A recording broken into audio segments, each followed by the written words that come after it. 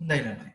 අපි මේ video series එකකින් බලාපොරොත්තු වෙන්නේ sequences and series කියන පාඩමට අදාළ content එක cover කරන්න. හරිද? හරි. අපි ඒකේ පළවෙනි වීඩියෝ එක බලමු. හරි? එතකොට ඉස්සෙල්ලම බලමු sequence එකක් සහ series එකක් අතර තියෙන ප්‍රධාන වෙනස මොකක්ද කියලා. හරිද? sequence එකක් නැත්නම් progression එකක්. සිංහලෙන් කියනවා සංඛ්‍යා රටාවක් කියලා. series එකකට කියනවා ශ්‍රේණියක් කියලා.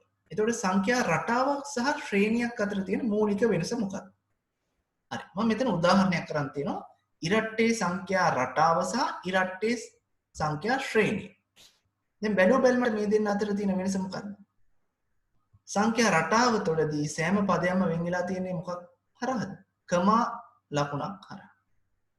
හැබැයි ශ්‍රේණියක් තුළදී සෑම පදයක්ම වෙන් වෙලා තියෙන්නේ එකතු කිරීමේ ලකුණ හරහා.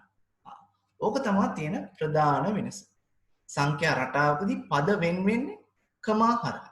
හැබැයි ශ්‍රේණියක් තුළදී පද වෙන් වෙන්නේ එකතු කිරීමේ ලකුණ හරහා. හරි? ඊළඟට දෙවෙනි වෙනස තමයි සංඛ්‍යා රටාවකට සිග්මා නොටේෂන් එක ඇප්ලයි කරන්න බෑ. හරිද? හැබැයි සංඛ්‍යා ශ්‍රේණියකට මේ සිග්මා නොටේෂන් එක ඇප්ලයි කරලා ශ්‍රේණිය හකුලෝල කෙටියෙන් දක්වන්න පුළුවන්. හරිද? හරි. අපි මොකද්ද කියලා බලමු ඉස්සරහට. ඉස්සෙල්ලම බලමු මේ රටාවක් වේවා ශ්‍රේණියක් වේවා ඒවේ මූලික ගුණාංග මොනවද කියලා. දැන් මේ අගයන් කමා වලින් වෙන් වෙලා තියෙනවනේ. ඒ අගය තියෙන වාරය කීවෙනි අගයද? පළවෙනි අගය, දෙවෙනි අගය, තුන්වෙනි අගය.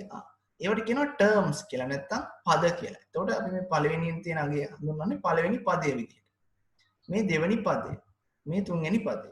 ඉතින් term කියන අදහසින් term 1, term 2, term 3, term 4 මේ nth term n වෙනි පදය පොදු අවස්ථාවට අදාළයි. හරිද? එතකොට මේ සෑම term එකකට අදාළම value එකක් තියෙනවා. අගයක් තියෙනවා. කීවෙනි පදයද එම පදයේ අගය. පළවෙනි පදයේ අගය 2යි. දෙවෙනි පදයේ අගය 4යි. එතකොට සෑම පදයකටම value එකක් තියෙනවා. අගයක් තියෙනවා. හරිද? ඊළඟට මේ sequence වේවා series වේවා මේ පොදුවේ දකින්න පුළුවන් එක ගුණාංගයක් තමයි මේ හැම එකකටම තියෙනවා general term එකක් නැත්නම් common term එකක්. සිංහලෙන් කියව පොදු පදයක්. හරිද? ඒක ලියන්නේ මේ බහුතරයක් අවස්ථාවල n වෙනි පදය ආශ්‍රයෙන්. n වෙනි පදයට ලැබෙන ප්‍රකාශනයට නැත්නම් ඒ සූත්‍රයට කියනවා අපි general term එක නැත්නම් common term එක පොදු පදය කියලා. ඒක sequence වලත් තියෙනවා series වලත් තියෙනවා. හරිද? ඒ general term එක හරහා බලාපොරොත්තු වෙන්නේ පොදු නිරූපණය. සෑම පදයකම පොදු නිරූපණය common format එක. ඒ සූත්‍රය හරහා අපිට ඕනෑම පදයක් ලබා ගැනීමේ හැකියාව තියෙනවා. ඒක තමයි තියෙන විශේෂත්වය. හරි. දැන් ඔය series වල sigma notation එක දාන්න පුළුවන් කිව්වනේ. ඒක කොහොමද වෙන්නේ කියලා බලමු.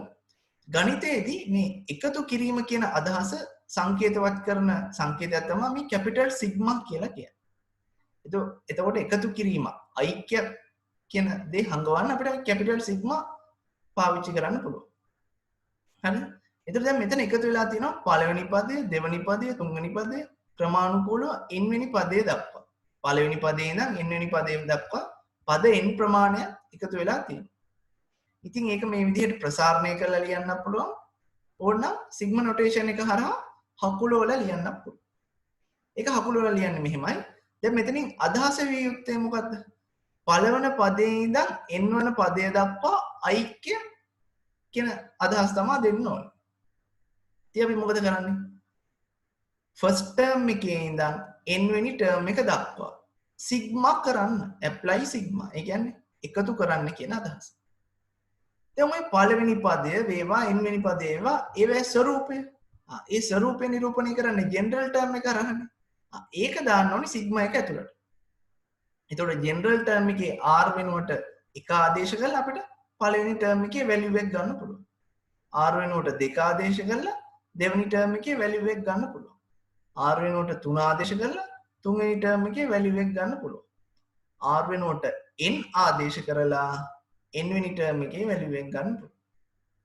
එතකොට මේ සමස්ත ශ්‍රේණිය පුරාවටම නිරූපණය කරන පදවල පොදු ෆෝමැට් එක. නැත්නම් ජෙනරල් ටර්ම් එක තමයි සිග්මා ඇතුළට දාන්න ඕනේ.